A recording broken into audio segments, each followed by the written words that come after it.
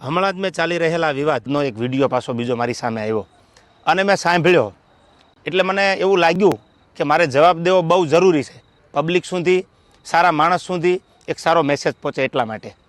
એ વિડીયોમાં એ બોલે છે પહેલો પોઈન્ટ કે એડ્રેસ છુપાવવું પડે છે એને. તો મારે એડ્રેસ કેમ છુપાવવું પડે ભાઈ? મારી તો અપડેટ હોય કે મારો ગઈકાલે આ કાર્યક્રમ છે, છતાંય તારે એડ્રેસ જોતું જ હોય તો ઇસ્કોન આંબલી રોડ ઉપર મારી ઓફિસ છે, આ મારું એડ્રેસ. ઓકે. બીજી વાત, પ્રશ્ન બીજો કે 200 લોકોને સાથે લઈને ફરે છે. 200 લોકો એટલે એક ગાડીમાં 4નું 5નું સીટિંગ હોય તો 200 લોકોમાં કેટલી ગાડીઓ કમસે કમ મારે જોવે? આપ પણ જાણો છો.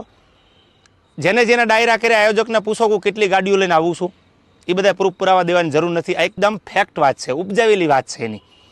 ત્રીજી વાત કરું તો સમાધાન કરવા માટે 50 લોકોને દોડાવ્યા. આવો એ બ્લેમ કરે છે મારી પર. હું સમાધાન કરવા દોડાવું? તું એવડી મોટી કોઈ તોપ નથી તો હું સમાધાન કરવા માટે 50 લોકોને દોડતા. ઓથેન્ટિક પુરાવો કે તે જ્યારે આ બનાવ બન્યો 2 વર્ષ પહેલાં સોનબાઈ માના મંદિરે જ્યારે સમાધાન કરવાનું હતું ત્યારે પ્રવીણદાન ગઢવી એટલે કે મોગલ સેનાના પ્રમુખ, મને ફોન આવ્યો પહેલો દીપકભાઈ કાઠીનો અમદાવાદ કે પ્રવીણદાનને કામ છે. પ્રવીણદાનને કોન્ફરન્સમાં લીધા અને મને પ્રવીણદાને કીધું કે કોઈ પણ રીતે આ મામલો પતાવવાનો છે, તમે પ્લીઝ. મેં કીધું કાંઈ વાંધો નહીં, તમે પ્લીઝ ન બોલો. ત્યાર પછી મને ફોન આવ્યો મઢડાથી દાદુભાઈનો. દાદુભાઈએ કીધું કે તમારે સોનબાઈમાના મંદિરે આવવાનું છે. એટલે મેં કીધું કે આવું ખરો પણ માફી નહીં માગું. તો દાદુભાઈએ કીધું કે માફી માંગવા બોલાવવાના નથી.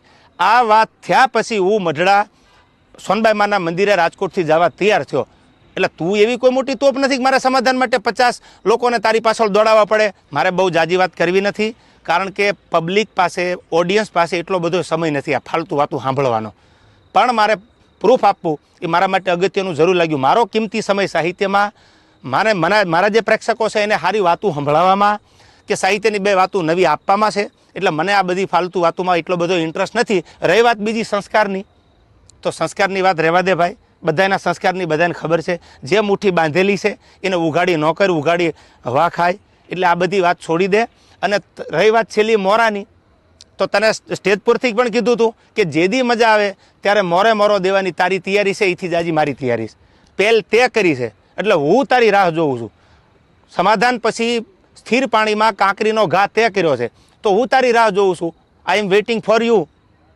કોઈ લાંબી ચર્ચા કરવાની જરૂર નથી. મેં આની પહેલાંય કીધું હતું ને, હજી કહું છું, ડાયલોગબાજી બંધ કરી દે. તારી રાહે રાહ છે, પહેલ તે કરી છે, મેં નથી કરી. તને જ્યારે મજા આવે ત્યારે મારી ઓફિસ છે ઇસ્કોન આંબલી રોડ ઉપર અમદાવાદ, તો ભલે. બાકી તને મારા બધા એડ્રેસ તારી સાથે જે બેસે છે એ મારી સાથે બેસે છે, એની બધી ખબર છે, પૂછી લેજો. ઓકે. રહી વાત બીજી મઢડાની કે જ્યારે સમાધાન મને દાદુભાઈ બોલાવ્યો એટલે મેં કીધું કે માના દરબારમાં માથી મોટું મારા માટે કોઈ હોય નહીં. મારા માટે જે કાંઈ છે, હું જેના ઉપર વિશ્વાસ અને શ્રદ્ધા રાખું છું એ સોનબાઈમાનું મંદિર છે. એટલે મેં માફી માંગી લીધી. નો ડાઉટ વાત પૂરી થઈ ગઈ. ત્યાર પછી એવું બોલ્યો કે સમાધાન પછી આ ભાઈએ ચાળા કર્યા છે. એક પણ ચાળાનો વિડીયો બતાવી દે, ઓડિયો બતાવી દે તો હું માનું કે તું સાચો છો. દૂધનું દૂધ અને પાણીનું પાણી, આ બધોય જવાબ સાંભળનારા 18 વરાણે આપી દીધો છે. મને તો એટલું યાદ આવે કે સોનબાઈમાના સાનિધ્યમાં સમાધાન થયા પછી આ વસ્તુ જે બની ખોટી છે. જે કરવું હોય એ વેલકમ. જય માતાજી.